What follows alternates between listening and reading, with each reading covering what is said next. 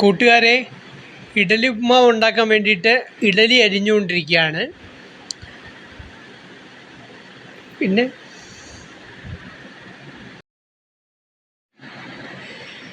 ഇഡലി ഉപ്മാവിന് വേണ്ടി ഇഡലി മുറിച്ചുകൊണ്ടിരിക്കുകയാണ്.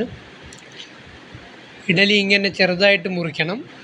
കൂട്ടുകാരെ, നിങ്ങളെല്ലാവരും എൻ്റെ വീഡിയോ ലൈക്ക് ചെയ്യണം, സബ്സ്ക്രൈബ് ചെയ്യണം, കാണാനും മറക്കരുതേ. ഇഡലി ഇങ്ങനെ ചെറിയ പീസുകളായിട്ട് മുറിച്ചുകൊണ്ടിരിക്കണം.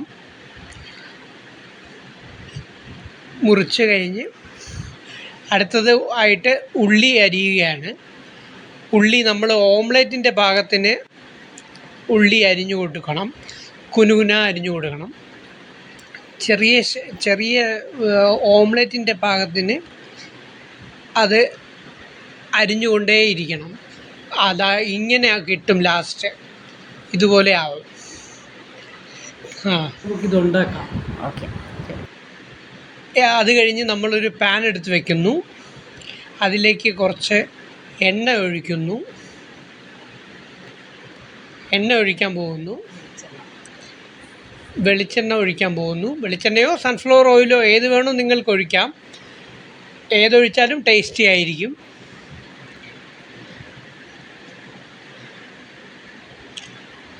എണ്ണ ഒഴിക്കുന്നു.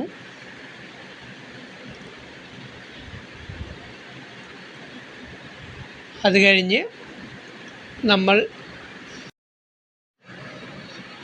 പാൻ വെച്ചു, പാനിൽ എണ്ണ ഒഴിച്ചു. ഉള്ളി, നമുക്കാവശ്യമായ ഉള്ളി, ഇഡലി അരിഞ്ഞത് ഇവ അടുത്ത് തയ്യാറാക്കി വയ്ക്കുക. അതിലേക്ക് കടുകും ഉഴുന്നുപരിപ്പും ഇടണം. എണ്ണയിലേക്ക് കടുക് തിളയ്ക്കുന്നതിനോടൊപ്പം തന്നെ ഉഴുന്നുപരിപ്പും കരിഞ്ഞു വരുന്നതാണ്. അപ്പോഴേക്കും നമുക്ക് അതിലേക്ക് ഉള്ളി ഇട്ട് കൊടുക്കുകയാണ്.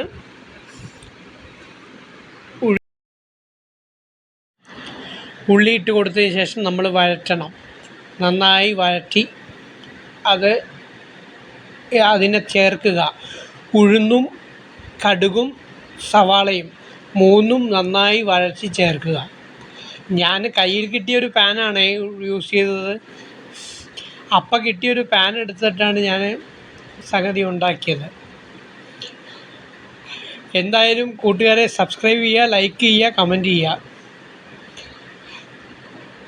അങ്ങനെ വഴറ്റിക്കൊണ്ടേയിരിക്കണം. നല്ലോണം വഴണം, നല്ലോണം വഴറ്റിക്കൊണ്ടിരിക്കണം. ഇതിങ്ങനെ ഇളക്കി അതിൽ കുറച്ച് ഉപ്പും കൂടെ ഇട്ട് കൊടുത്ത് അത് വഴറ്റിക്കൊണ്ടേയിരിക്കണം. അത് കഴിഞ്ഞ് അടുത്തതായിട്ട് നമുക്ക് അതിലേക്ക് ഇഡലി ഇടാവുന്നതാണ്. മുറിച്ച് വച്ചിരിക്കുന്ന ഇഡലി അതിലേക്ക് തട്ടിക്കൊടുക്കാവുന്നതാണ്. അത് തട്ടിക്കൊടുത്തതിന്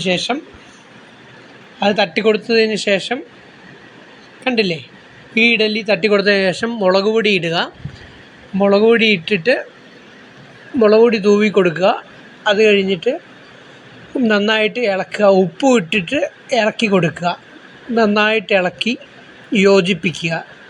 അടി മുതൽ മുകളിൽ വരെ ഇളക്കിക്കൊണ്ടേയിരിക്കുക. നന്നായിട്ട് ഇളക്കി കൊടുക്കുക. നന്നായിട്ട് മറിച്ചും തിരിച്ചും ഇളക്കി കൊടുക്കുക.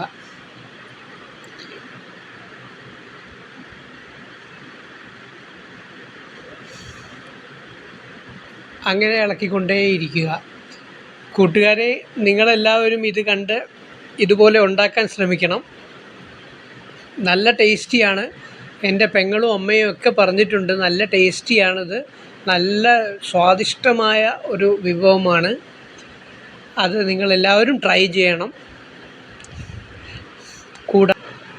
രാവിലെ ഉണ്ടാക്കുന്ന ഇഡലി ഒരു സ്നാക്സായിട്ട് കുട്ടികൾക്കൊക്കെ ഉണ്ടാക്കി കൊടുക്കാവുന്നതാണ്. ഇതുപോലെ അപ്പോൾ എല്ലാവരും എൻ്റെ ചാനൽ വാച്ച് ചെയ്യണം, സബ്സ്ക്രൈബ് ചെയ്യണം, ഷെയർ ചെയ്യണം, ലൈക്ക് അടിക്കണം.